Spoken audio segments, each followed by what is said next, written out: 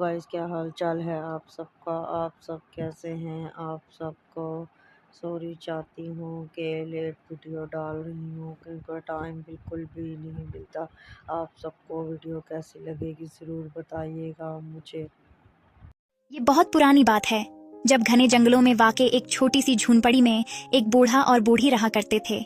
उनके 12 बेटे थे जो जंगल के कोने कोने से वाकिफ थे। उनकी 3 खूबसूरत बेटियां भी थीं। वो तीनों ही खूबसूरती में अपनी मिसाल आप थीं।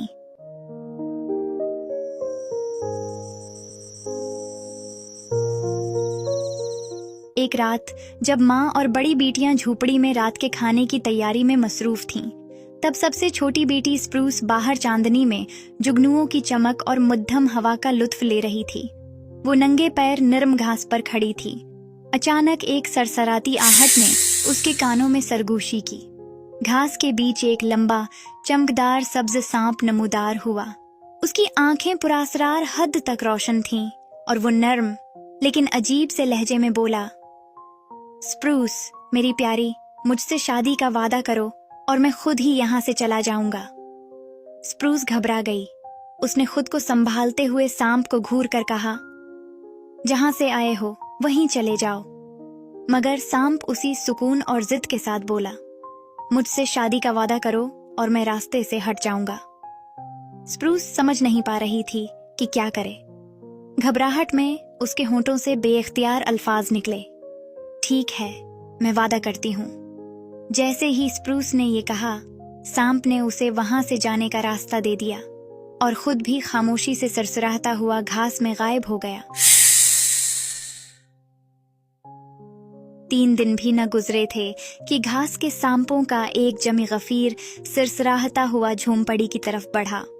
वो जैसे किसी नादीदा इशारे पर इकट्ठे हो गए थे। ये सांप हर मुमकिन रास्ते से अंदर घुस आए। बूढ़ा और बूढ़ी हैरत और खौफ से उनकी यलगार देख रहे थे।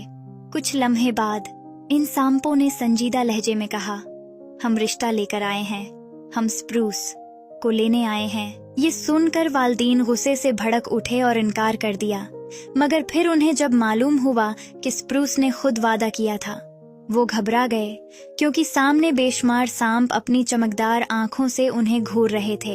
वो जानते थे कि चाहे वो चाहें या न चाहें, उनकी सबसे छोटी और हसीन बेटी को एक सांप से शादी करनी होगी और इसके सिवा कोई रास्ता न था।